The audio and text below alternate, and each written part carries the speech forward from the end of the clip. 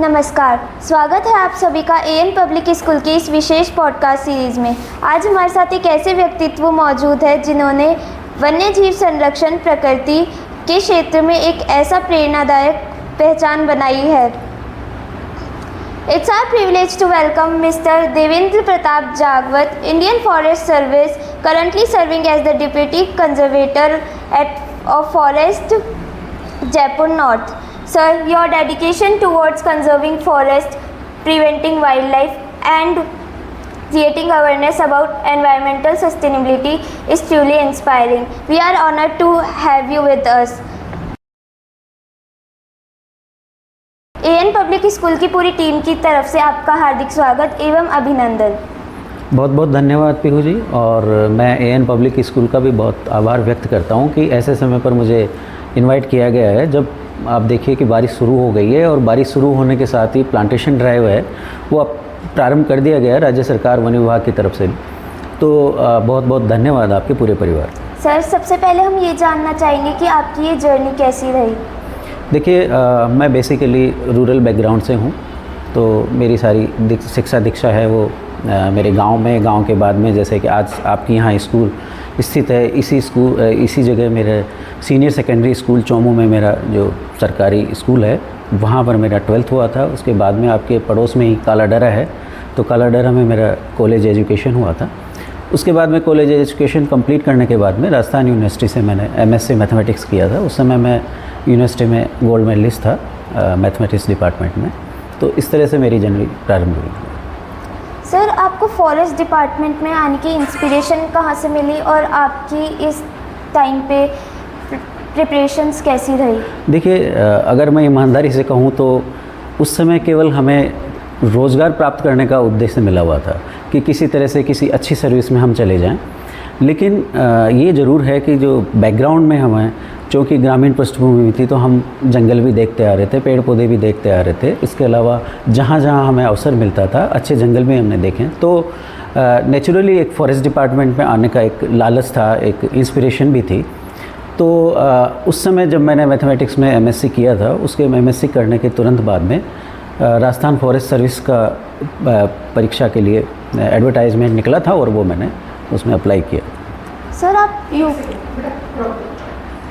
Sir, आपको UPSC करने की इंस्पिरेशंस कहाँ से मिली कि आपने यूपीएससी का एग्ज़ाम क्रैक भी कर लिया?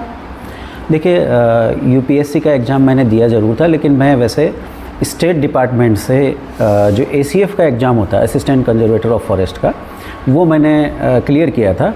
और उसको क्लियर करने के बाद में फिर मेरा आईएफएस में प्रमोशन हुआ था। तो उसमें उस समय के जो परीक्षा की दृष्टि से जो तैयारी करनी होती है वो तैयारी मैंने सारी यूनिवर्सिटी में ही की थी। और यूनिवर्सिटी में मैं हॉस्टल में रहता था, तो आज जो मेरे आसपास के लोग थे जो जिनसे इंस्पिरेशन मिल सकती थी या जिनसे स्टडी मटेरियल के बारे में मदद मिल सकती थी, उनसे मैंने संपर्क करके अपनी पूरी तैयारी की। सर, फॉरेस्ट कंजर्वेशन के लिए हम पेड़ लगाने के अलावा और क्या कर सकते हैं? मतलब हर जगह तो हम पेड़ नहीं लगा सकते, तो और हम क्या कर सकते हैं? देखिए, फॉरेस्ट अपने आप में एक अलग ही एंटिटी है। आप इसमें इकोलॉजिकल पॉइंट ऑफ व्यू से देखते हैं तो आपको पेड़ों के अलावा बहुत सारे ऐसी चीज़ें हैं जो फॉरेस्ट को डिफ़ाइन करती हैं। आप जब जंगल में जाते हैं तो आपने देखा होगा कि अलग अलग तरह के जानवर होते हैं, पक्षी भी होते हैं, और पक्षी के अलावा जैसे कीट पतंगे भी होते हैं, छोटे छोटे कीट होते हैं। लेकिन अगर आप होलिस्टिक व्यू में देखें तो इन सभी की महत्ता अपने फॉरेस्ट के लिए पूर्ण रूप से देखी गई है। आपने पढ़ा होगा कि आप फूड पिरामिड आपने देखा होगा, तो एपेक्स लेवल पे जो कार्निवर्स होते हैं, फिर उसके बाद में हर्बीवोर, सेकेंडरी कार्निवर्स होते हैं, हर्बीवोर्स होते हैं। तो एक तरह से ये फूड पिरामिड है, वो फूड पिरामिड पूरे फॉरेस्ट को एक डिफ़ाइन करता है। और जो फूड पिरामिड का बैलेंस है वो अगर आप जंगल में बना रहता है तो निश्चित रूप से जंगल कोई फ़ायदा नहीं होता है, बल्कि एक सामान्य आदमी को, सामान्य जन को भी फ़ायदा होता है। एक पूरी तरह से एनवायरनमेंट का एम्लियरेशन होता है। Okay sir, that was truly inspiring. अब ह्यूमन वाइल्ड लाइफ कॉन्फ्लिक्ट्स में क्या होता है? हाँ, ये बहुत अच्छा सवाल है, ह्यूमन वाइल्ड लाइफ कॉन्फ्लिक्ट। अभी हाल के वर्षों में ह्यूमन वाइल्ड लाइफ कॉन्फ्लिक्ट के संबंध में बहुत सारी घटनाएं भी देखी गई हैं। लेकिन अच्छी बात यह है कि लोगों में अभी जागरूकता आई है। तो जागरूकता अभी और लाने की आवश्यकता है। क्योंकि आपने सुना होगा पिछले वर्ष में क्या हुआ था कि चौमू के मार्केट में पैंथर आ गया था यस सर। और वो 5-6 दिन तक घूमता रहा था। तो ऐसा नहीं है कि उन्हीं की ये गलती है। एक्चुअली पहले होता था कि जो फॉरेस्ट एरिया है, फॉरेस्ट एरिया के अलावा भी ऐसे एरियाज़ होते थे जो लगते फॉरेस्ट जैसे थे, फॉरेस्ट के पास हुआ करते थे, लेकिन फॉरेस्ट जैसे लगते थे। जानवर को कोई बाउंडेशन नहीं होती है, उसको लिमिटेशंस नहीं होती, उसको ये पता नहीं होता है कि मुझे फॉरेस्ट से बाहर जा रहा हूँ तो ये ज़मीन किसकी है, क्योंकि ओनरशिप से उसको कोई मतलब नहीं है। उसको तो एक जैसा अगर एनवायरनमेंट लगता है, एक जैसा इकोलॉजी लगती है, एक जैसा फॉरेस्ट लगता है, तो वो निश्चित रूप से बाहर निकल जाता है। अब क्या हुआ कि धीरे धीरे जैसे डेवलपमेंट हुआ, डेवलपमेंट होने के साथ साथ जो लैंड्स थी उन पे कंस्ट्रक्शन हो गया, उन पे खेती होने लग गई, तो एक तरह से जो एरिया था जो उसके लिए हैबिटाट था वो स्क्वीज़ हो गया। स्क्वीज होने की वजह से पैंथर्स हैं और या दूसरे जानवर हैं, आप नीलगाय भी हैं, वो भी बाहर आने लग गए। और जब वो बाहर आने लग गए तो फिर कन्फ्लिक्ट शुरू हो गया। और बाहर आने के भी कई सारे रीज़न होते हैं। एक तो जहाँ पे वहाँ रह रहे हैं वहाँ पर उनको अगर फूड नहीं मिलता है प्रॉपर, दूसरा पानी की अवेलेबिलिटी नहीं होती है, तो भी वो बाहर आ जाते हैं। पर मुख्य रीज़न यही है कि जैसे जैसे डेवलपमेंट हुआ उस तरह से जैसे एरिया स्क्वीज होते गए तो फिर उनके लिए अपने जगह की कमी हो गई। सर अभी राजस्थान में न्यू एक्ट चला है पेड़ लगाने के लिए, तो उसके बारे में आप हमें कुछ बताना चाहेंगे? बिल्कुल, ये अभियान है राज्य स्तर पर, ये अभियान पिछले 3 वर्ष से चल रहा है और इससे माननीय मुख्यमंत्री जी ने ये लक्ष्य रखा है कि 10 करोड़ पौधे पूरे राजस्थान में लगाए जाएंगे। और मेरा तो मानना है कि 10 करोड़ से ज़्यादा ही पौधे लगाए जाएंगे। इस दिशा में न केवल फॉरेस्ट डिपार्टमेंट बल्कि अदर डिपार्टमेंट्स भी हैं, एनजीओ भी हैं, स्कूल्स भी हैं, इसमें प्रयास कर रहे हैं कि ज़्यादा से ज़्यादा पेड़ लगाए जाएं। अब आपने देखा कि मानसून थोड़ा सा डिले हो गया, लेकिन अब ये अपने जैसे जैसे बारिश बढ़ती जाएगी वैसे वैसे ये अभियान अपने चरम पर पहुंचता जाएगा। अब पेड़ लगाना एक्चुअली क्यों आवश्यक है? पेड़ लगाना इसलिए ज़रूरी है क्योंकि हमारी जो रिक्वायरमेंट है वो अगर फॉरेस्ट पे होती है तो उसकी डिपेंडेंसी हम कैसे कम कर सकते हैं। दूसरा, जिस तरह से एनवायरनमेंट अपना दूषित हो रहा है, किस तरह से हमारे जैसे व्हीकल्स से, फैक्ट्रीज से जो पोल्यूशन हो रहा है, उस पोल्यूशन को हम कैसे कम कर सकते हैं ज़्यादा से ज़्यादा पेड़ लगा के। दूसरी बात ये कि आपने देखा होगा कि पेड़ केवल एनवायरनमेंट के लिए या लकड़ी के लिए इन्हीं के लिए उपयोगी नहीं है, बल्कि फूड के लिए भी उपयोगी है। तो जो जैसे जैसे एरियाज, अगर किसान है तो उसको उसी तरह से मोटिवेट किया जाएगा कि वो एग्रो फॉरेस्ट्री के पौधे लगाएं।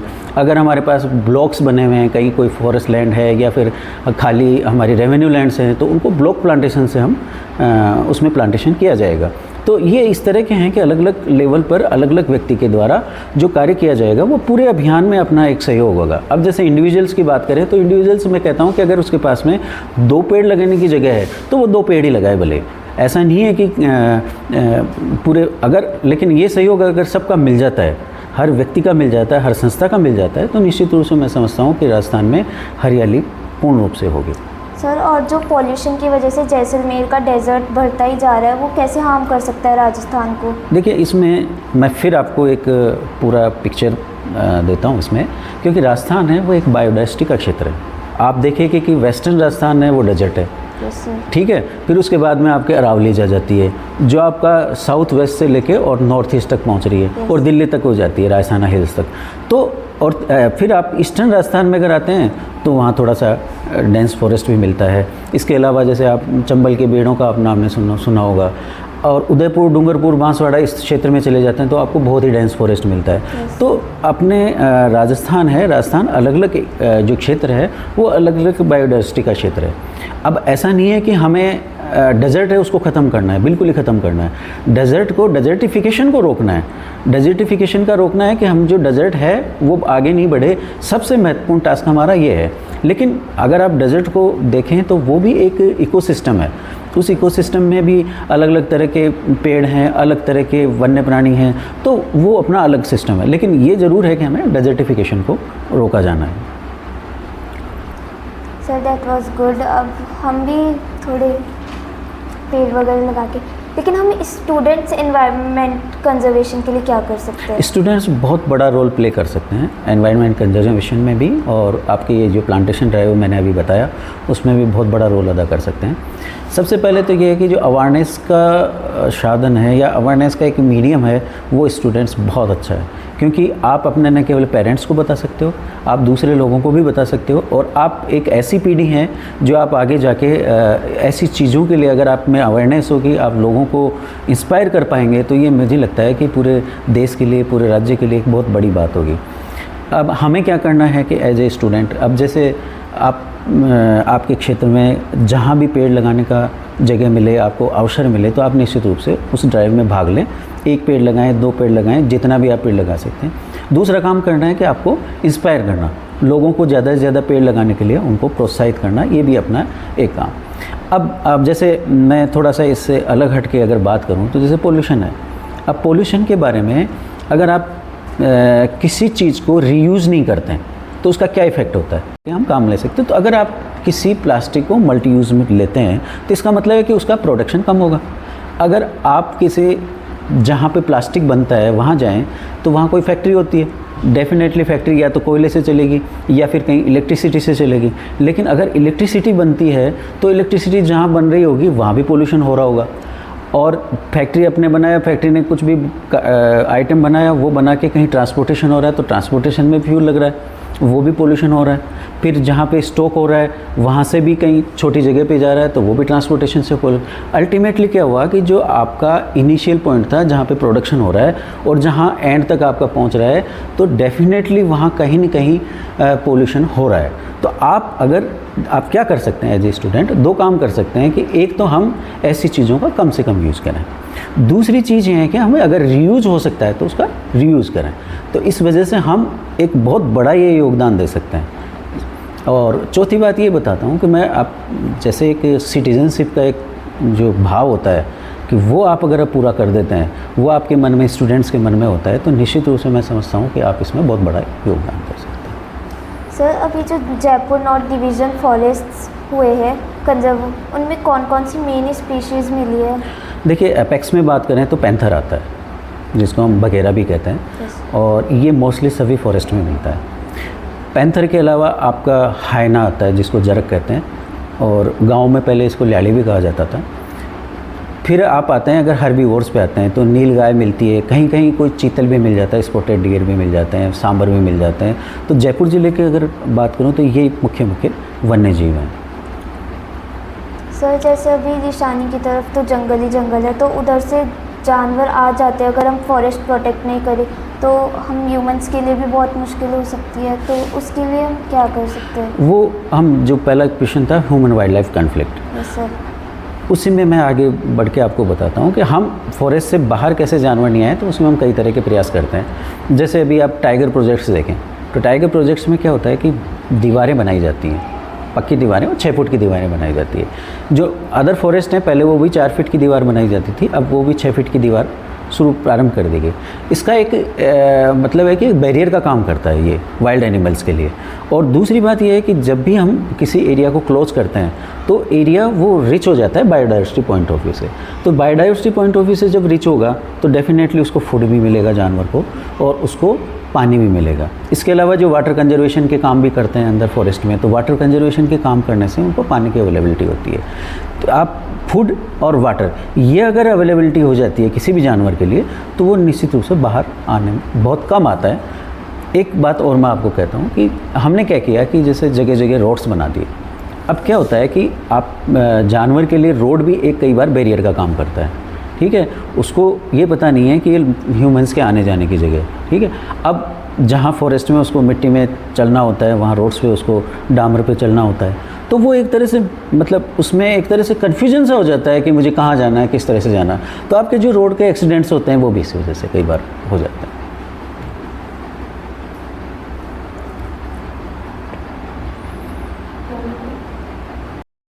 आप हमारे ऑडियंस और स्टूडेंट्स को क्या मैसेज देना चाहेंगे?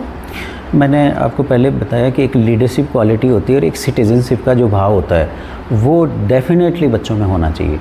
आप किसी चौराहे पे खड़े हैं और अगर लाल बत्ती हो रखी है और लाल बत्ती से अगर आप पार कर जाते हैं उसको, तो इसका मतलब ये है कि आप अपने साथ के लोगों को, एक सामान्य जनता के लिए एक एग्जाम्पल क्रिएट नहीं कर रहे हो। तो हमें क्या करना है कि हमें बच्चों को छोटी छोटी चीज़ों को ध्यान देना है कि हम किस तरह से नियमों का पालन करें, किस तरह से हम अगर पर्यावरण का सुधार करना है तो उनके लिए छोटी छोटी चीज़ों का, जैसे मैंने सिंगल यूज प्लास्टिक का बताया, आपका प्लांटेशन का बताया, तो ये ऐसी चीज़ें हैं कि जो हम शुरुआत कर सकते हैं। इसमें कोई बड़ा कोई इन्वेस्टमेंट नहीं है, बड़ा कोई सोच नहीं है, बड़ा कोई टाइम कंज्यूमिंग नहीं है, लेकिन अगर ये छोटी छोटी शुरुआत होती है तो डेफिनेटली हम एक अच्छा सिटीजन बनकर आते हैं। फिर दूसरी बात ये है कि आप तैयारी कैसे करते हैं, भाई आपका कैरियर क्या होना चाहिए। तो इसमें कैरियर के बारे में मेरा एक बहुत ही पक्का विचार ये है कि आप कैरियर कोई भी चुनें, आपका जो रुचि है, आपका इंटरेस्ट है, वो आप कैरियर चुनें, लेकिन उस कैरियर में अगर आप टॉप पर पहुंच जाते हैं तो डेफिनेटली आप ज़िंदगी में सफल हैं। ठीक है। तीसरी बात ये है कि आप जब भी किसी को रोल मॉडल बनाएं, कि आपको रोल मॉडल ऐसा होना चाहिए कि जो आपके नज़दीक हो, जिससे आप बात कर सको, जिससे आप अपने क्वेश्चंस पूछ सको, जिससे आप डिस्कशन कर सको, और जो उन्होंने अचीव किया है उसके बारे में आप उसकी यात्रा के बारे में जान सको कि आपने ऐसा क्या संघर्ष किया है, ऐसी क्या चीज़ें की हैं कि जिससे आप ये जीवन में सफल होते हैं। क्योंकि आप अगर रोल मॉडल ऐसे व्यक्ति को बनाओगे कि जिससे आप बात नहीं कर सकते हो, इसका मतलब आप उसके जीवन के बारे में नहीं समझ सकते, उसके संघर्ष के बारे में नहीं समझ सकते। तो ये आपको ध्यान रखना है कि ऐसा आप देखिए, आप पास पड़ोस में देखिए, अपने परिवार में देखिए, सगे संबंधियों में देखिए, उससे भी तरह के आप समाज में देखिए कि आप किसको रोल मॉडल बना सकते हैं और किससे आप इस तरह से बात कर सकते हैं। ठीक है। अब जो कैरियर का मैंने आपको बताया, तो उसमें आपको, अगर आप सरकारी सेवा चुनते हैं तो सरकारी सेवा के निश्चित रूप से आपके कम्पिटिटिव एग्ज़ाम्स होते हैं। तो कम्पिटिटिव एग्ज़ाम्स के लिए आप उसकी तैयारी कैसे कर सकते हैं, उसमें अलग अलग चीज़ें हैं। देखिए, आप सेल्फ स्टडी करते हैं, उसका अपना अलग बेनिफिट है। अगर आप कोचिंग लेते हैं, उसका अलग बेनिफिट है। लेकिन कोचिंग आपको लिमिटेड और इस तरह से लेनी चाहिए कि अगर आपको स्टडी मटेरियल आपको लेना है, या आपको वहाँ ऐसा माहौल मिले कि जिससे आप उससे लोगों से बात कर सकें, अपने क्वेश्चंस पूछ सकें, तो वो बेनिफिशियल होता है। फिर आपको जब पढ़ाई करते हैं, और मैं आपको बताऊं कि आपको अभी जो 12th तक भी आप पढ़ाई कर रहे हैं, तो उसमें कुछ आपको ध्यान में रखनी है चीज़ें, कि आपने किसी स्टडी मटेरियल को पढ़ा, पहली बार आपने पढ़ लिया, उसमें आपको, मैं समझता हूं कि आपको 10 से 20% तो ऐसी चीज़ें होंगी जो आपको पता है। सेकंड जो आपका चरण होगा, उसमें आप उसको और पढ़ेंगे तो आपको 50% चीज़ें याद हो जाएंगी। थर्ड में तो आप क्या करना है कि आपको उसको लिमिटेड करते रहना है, और लास्ट में जब एग्ज़ाम होगा उससे पहले अगर आपने अच्छी इस तरह से तैयारी की अच्छी, तो आपके पास 4 या 5 पेज होंगे पूरी किताब के, जो आपको एक बार देखना है। फिर अंतिम बात यह है कि आपको स्ट्रेस कभी नहीं लेना है एग्ज़ाम का। स्ट्रेस अगर आप लेंगे तो इसका मतलब ये है कि आप कहीं ना कहीं गलती करेंगे। क्योंकि जीवन में मैं ये मानता हूँ कि कोई सिंसियरिटी होती है, आपका डेडिकेशन होता है, और आप अगर अच्छे रास्ते पर चल रहे हो तो आपको कुछ न कुछ तो मिलता है, और जो मिलता है वो, फिर मैं आपको पिछले वाली बात पे आता हूँ कि जो अगर आपको मिला और उसमें आप एपेक्स पे चले जाते हो, इसका मतलब आप सफल। तो ये मेरा मैसेज है, आप अच्छा मेहनत करें। एक अंतिम मैसेज और है कि अपने माता पिता और गुरुजनों का सम्मान ज़रूर करें, टीचर्स का सम्मान ज़रूर करें। आप कभी भी उनसे क्रोध से नहीं, जैसे माता पिता मैंने देखा आजकल के बच्चे हैं वो सुनते नहीं हैं, या फिर उनको अलग लैंग्वेज से बात करते हैं, तो वो चीज़ नहीं होनी चाहिए। माता पिता हमारे ऐसे हैं कि जिन्होंने संघर्ष करके आज हमें पढ़ा रहे हैं। कम से कम इतना तो है कि आज हम पढ़ रहे हैं तो उनकी वजह से पढ़ रहे हैं। तो माता पिता का सम्मान करें, और जो टीचर्स जो कहते हैं उसका पालन करें, जो पढ़ा रहे हैं उसको ध्यान से सुनें। अगर इतना काम कर लिया ना, तो फिर आप जीवन में कभी असफल नहीं हो। Thank you sir, your thoughts were truly inspiring. आज आपने हमें ये सिखाया कि हम एनवायरनमेंट को कंजर्व कैसे कर सकते हैं। On the behalf of AN public school, thank you for joining us. Thank you to all our viewers for watching. If you like this conversation, do share with your family and friends. Until we meet again with another inspiring personality, stay healthy, stay responsible and respect our nature. Jai Hind.